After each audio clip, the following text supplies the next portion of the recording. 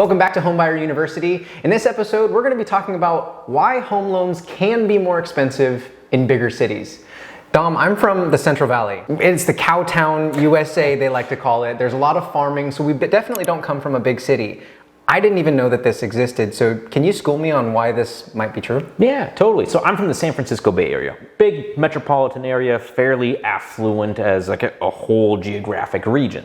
And sometimes in larger cities, we have a little penalty as far as rate and cost go in our market versus a normal market or a smaller market.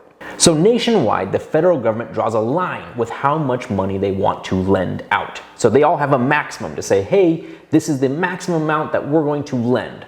But in high cost markets, which are generally larger metropolitan areas like the San Francisco Bay Area, they do make an exception for us because our home prices happen to be a lot higher.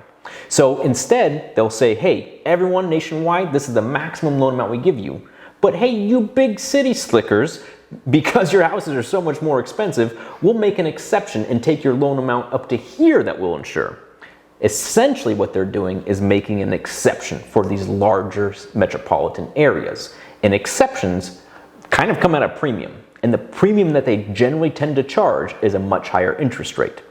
Essentially because things are higher cost and they're making an exception to their own kind of lending limits. They're only going to do it if they have a little bit of a mitigating factor in return, and that comes in the form of interest rates.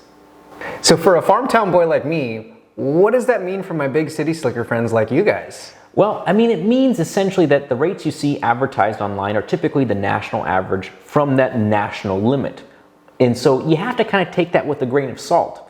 Any sort of mortgage that you're getting, if it's beyond that government limit, is most likely going to come at a higher premium. So just having expectations that you might have to pay a little bit more for your loan in a higher cost market is the best way to prepare.